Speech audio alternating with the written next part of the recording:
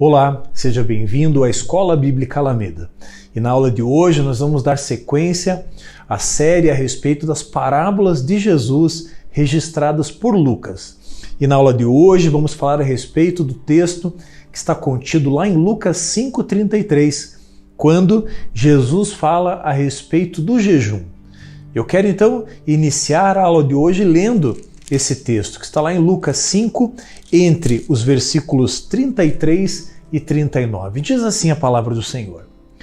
Então eles disseram a Jesus: os discípulos de João frequentemente jejuam e fazem orações, e os discípulos dos fariseus fazem o mesmo, mas os seus discípulos comem e bebem. Jesus, porém, lhes disse: será que vocês podem fazer com que os convidados para o casamento jejuem enquanto o noivo está com eles? No entanto, virão dias em que o noivo lhes será tirado, e então naqueles dias eles vão jejuar. Também lhes contou uma parábola. Ninguém tira um pedaço de uma roupa nova para colocar sobre roupa velha, pois se o fizer, rasgará a roupa nova, e além disso, o remendo da roupa nova não combinará com a roupa velha. E ninguém põe vinho novo em odres velhos, porque se fizer isso, o vinho novo romperá os odres. O vinho se derramará e os odres se estragarão. Pelo contrário, vinho novo deve ser posto em odres novos. E ninguém, tendo bebido o vinho velho, prefere o novo, porque diz: o velho é excelente. Meu irmão, minha irmã, nós temos aqui um contexto em que Jesus, junto com os seus discípulos, junto com aquelas pessoas que o seguiam, Jesus expõe então o tema do jejum. E o tema dessa aula é justamente sobre o jejum e especialmente sobre o novo e o velho. Hoje, no ano 2023, nós vivemos num tempo em que o cristianismo está consolidado. Foram séculos e mais séculos de debates teológicos, de discussões acerca da Bíblia. Porém, aqui no início do ministério de Jesus, Jesus traz esse confronto entre o velho e o novo, o confronto entre a religião judaica e a nova perspectiva de reino que Jesus estava trazendo.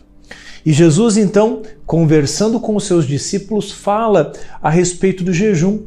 E esses discípulos, ali no versículo 33, vão questionar Jesus a respeito daquilo que os seguidores de João Batista e os seguidores dos fariseus faziam. E aqui eu quero abrir um parênteses para voltarmos lá para o livro de Êxodo, livro em que o povo de Israel, saindo do deserto, recebe instruções da parte de Deus. Instruções essas dadas a Moisés e registradas por Moisés. E ali Deus fala a respeito do jejum. Deus estabeleceu por meio de Moisés um jejum anual, no dia que nós conhecemos como o Dia do Perdão, o Yom Kippur. Então, Deus havia estabelecido o jejum para ser feito uma vez por ano. Porém, ao longo da história, ao longo de muitos séculos, até o tempo de Jesus, essa lei, essa perspectiva a respeito do jejum, que se refere à abstinência alimentar. Esse assunto, ele havia sido, entre aspas, reformado pelo povo hebreu. Aqui nesse contexto, nós vemos os fariseus jejuando 2 vezes por semana. Aquilo que havia sido estabelecido por Deus como um jejum anual, aqui, a partir da perspectiva dos fariseus, era feito um jejum, então, 2 vezes por semana. E aqui, os discípulos, então, se reúnem com Jesus e perguntam o que era o certo, o que eles deveriam fazer. Eles se dirigem aqui a João Batista, um membro do partido religioso que nós conhecemos como os essênios, um povo que vivia retirado no deserto e ali praticava a piedade espiritual, praticava o jejum, praticavam as orações. E para esse grupo, então, que seguia João Batista, os discípulos, então, apontam para ele e dizem: olha, os discípulos de João Batista jejuam e fazem orações. Da mesma forma, ali no versículo 33, eles vão dizer, olha, os fariseus também jejuam e fazem orações.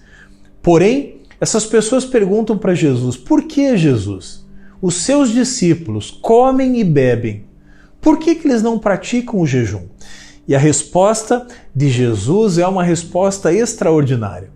Jesus vai dizer, olha, você não pode jejuar durante uma festa de casamento onde o noivo está presente. Aqui, Jesus está dizendo que a igreja dele, os seguidores dele, eram a noiva e ele é o noivo. E aqui, naquele momento, Jesus, reunido com eles, está dizendo, não faz sentido que eles jejuem agora, porque eu estou com ele. O reino de Deus estava estabelecido ali por meio de Jesus. E a fim de ilustrar aquilo que estava falando, Jesus então propõe uma parábola. Porque o texto vai dizer, no versículo 35, virão dias em que o noivo lhe será tirado. E aqui Jesus está falando a respeito dele mesmo. Jesus diz, olha, eu estou com vocês hoje, mas chegará um dia em que não estarei mais com vocês. E é isso que Jesus está falando. E para isso, Jesus então no versículo 36 propõe uma parábola. E é justamente sobre essa parábola que eu quero mergulhar aqui com você e entender de que forma Jesus faz a relação entre a antiga religião, a religião judaica e o cristianismo que estava ali sendo implantado por Jesus. Porque há uma grande distinção entre aquilo que era seguido no judaísmo e aquilo que é proposto por Jesus no cristianismo. Interessante perceber que o Sermão do Monte, nos capítulos 5, 6 e 7 de Mateus, eles vão ilustrar aquilo que, de forma resumida, seria o reino. E ali no Sermão do Monte, ao falar sobre jejum, Jesus vai dizer que o jejum ele precisaria vir precedido de uma intenção do coração em agradar a Deus. Porque a piedade por si só, a piedade como forma exterior para revelar algo que não existe no interior, ela é reprovada por Jesus. Jesus vai chamar de hipócrita aquele que ora e jejua simplesmente para ser visto pelos outros. Jesus diz mais, ele vai dizer que esse que faz algo para aparecer para os outros, ele já recebeu a sua recompensa. E, portanto, não haveria recompensa nenhuma da parte de Deus para com esse. Mas, ao falar sobre isso no Sermão do Monte, Jesus vai dizer que o verdadeiro jejum, ele deveria vir precedido de uma piedade no coração. O objetivo deveria ser agradar a Deus. Aquele sacrifício, a abstinência alimentar, ela deveria vir precedida de um coração inclinado para Deus. E aqui nesse contexto, então, de Lucas 5, a partir do versículo 36, Jesus vai contar essa parábola. Eu quero mais uma vez ler aquilo que está escrito nesses próximos 4 versículos. Diz assim a palavra do Senhor: Ninguém tira um pedaço de uma roupa nova para colocar sobre roupa velha, pois se o fizer, rasgará a roupa nova. E além disso, o remendo da roupa nova não combinará com a roupa velha. E ninguém põe vinho novo em odres velhos, porque se fizer isso, o vinho novo romperá os odres, o vinho se derramará e os odres estragarão.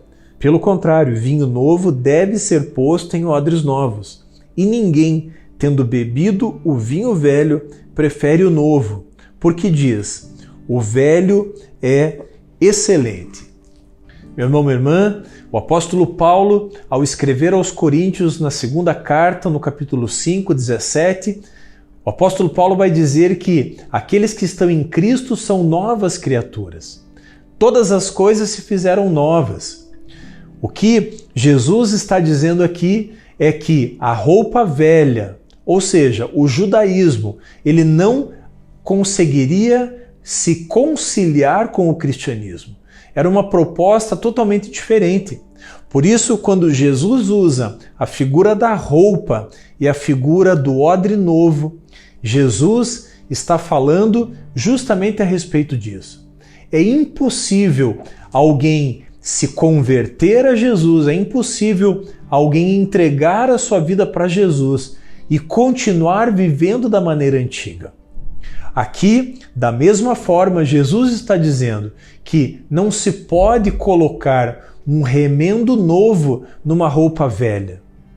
Aqui, ao falar da roupa, Jesus está falando da aparência exterior. Não fazia sentido uma pessoa entregar a sua vida para Jesus. Não fazia sentido essa pessoa colocar os pés no reino de Deus que estava sendo estabelecido ali e continuar vivendo as mesmas práticas anteriores. O que Jesus propõe aqui não é uma reforma, não é um remendo, é uma vida nova sendo transformada. E apesar desse texto ter sido escrito destinado aos judeus, ele cabe hoje no meu e no teu coração. Hoje, Jesus fala para mim e para você que uma vida no altar de Deus, uma vida entregue para Jesus, ela exige renúncia, ela exige abandono de velhas práticas, ela exige santidade.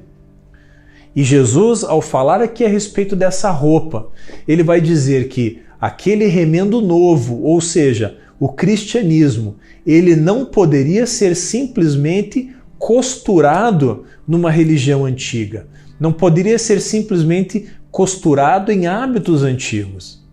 Ao falar da roupa, Jesus fala dessa aparência. E Jesus também fala a respeito do vinho. O vinho novo e o vinho velho. O vinho, ele era naquele tempo armazenado num odre.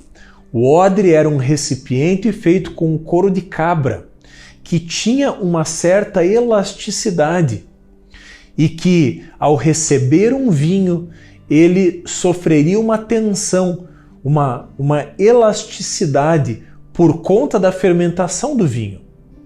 E Jesus está dizendo aqui que aquele odre velho, um recipiente velho que já se encontrava endurecido, ele não poderia receber um vinho novo, porque esse vinho novo ele possuía uma alta fermentação e ao fermentar, aquele odre seria rompido.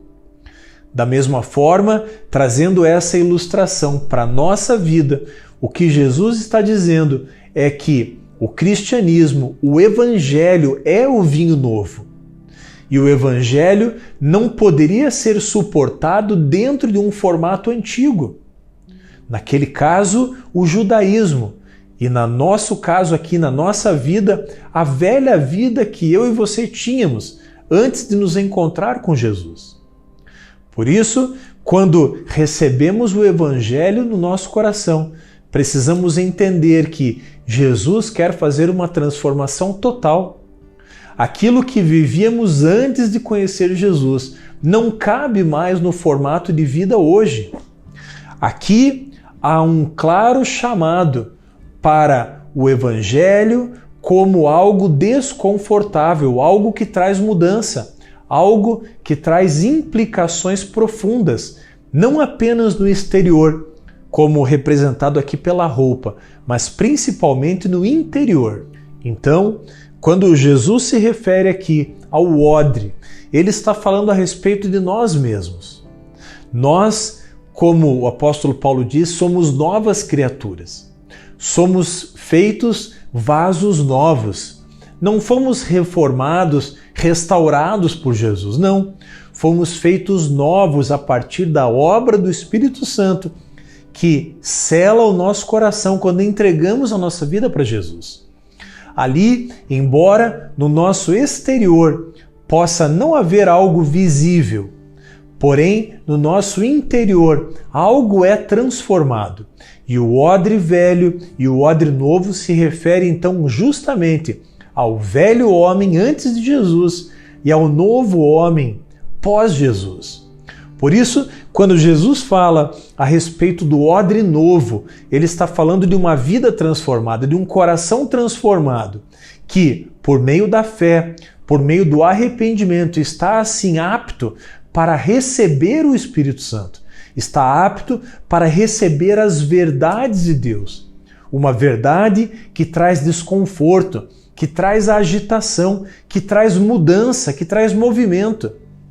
Porque ninguém que se converteu a Jesus pode permanecer da mesma forma. Aliás, se alguém se converteu a Jesus, esse exterior, ele é resultado daquilo que o Espírito Santo fez no seu interior. Por isso, Jesus usa a figura do odre e a figura da roupa. Porque da mesma forma como somos feitos odres novos, também a nossa roupa é transformada, a nossa roupa é trocada por Jesus. Uma roupa antigamente suja, manchada pelo pecado, após a conversão genuína, ela é trocada por vestes brancas. O branco que representa a pureza, que representa a santidade dada por Deus e praticada então por aquele que conheceu Jesus. E no último versículo, no versículo 39, Jesus vai dizer: "E ninguém, tendo bebido o vinho velho, prefere o novo, porque diz, o velho é excelente." Aqui, meu irmão, minha irmã, pode parecer contraditório o que Jesus está dizendo. Porque Jesus fala a respeito do velho, do novo, mas no final ele vai fazer uma triste constatação. Ele vai dizer que ninguém, tendo bebido o vinho velho, prefere o novo. Ou seja, Jesus está dizendo, olha, ninguém que está acostumado com a tradição, com a religião, com os velhos hábitos, com aqueles hábitos passados de pai para filho, ninguém vai preferir o novo.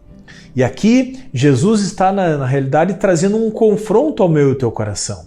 O que Jesus está dizendo aqui é que, naturalmente, nós, seres humanos, homens e mulheres, preferimos nos manter dentro da tradição. Porém, o Evangelho não tem a ver com se manter na tradição. O Evangelho tem a ver com novidade de vida. O Evangelho tem a ver com um movimento. E se não houver um agir invisível do Espírito Santo nos conduzindo para esse lugar de novidade de vida, de conversão, nós naturalmente não faríamos isso. Jesus termina dizendo: o vinho velho é excelente.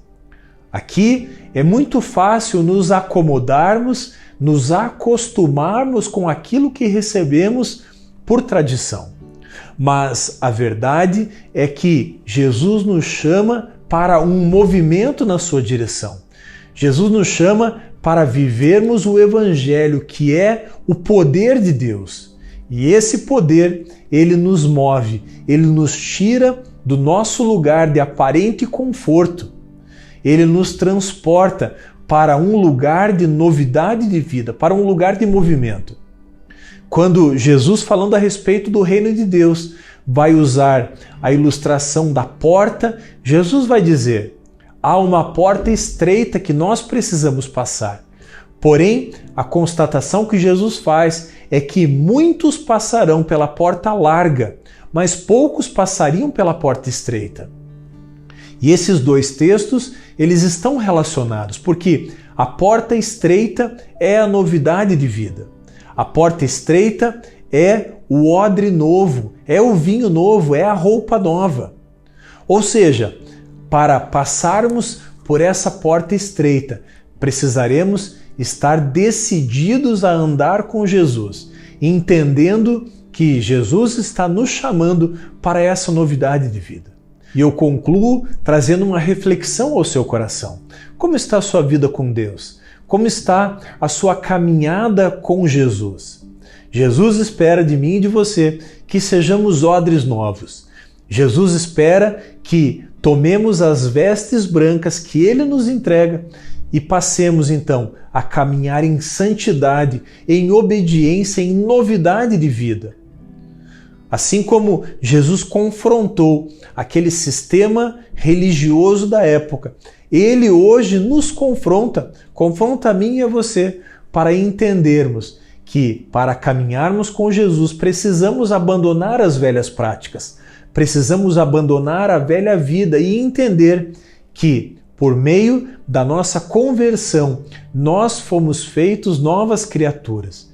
E como novas criaturas, precisamos andar com uma roupa nova, com um odre novo, que abriga também um vinho novo, que é a mensagem do Evangelho. Nós encerramos aqui mais uma aula da Escola Bíblica Alameda. Eu peço que você compartilhe esse vídeo, se inscreva no nosso canal e não esqueça de ativar o sininho para receber as nossas atualizações. Deus te abençoe e até a nossa próxima aula da Escola Bíblica Alameda.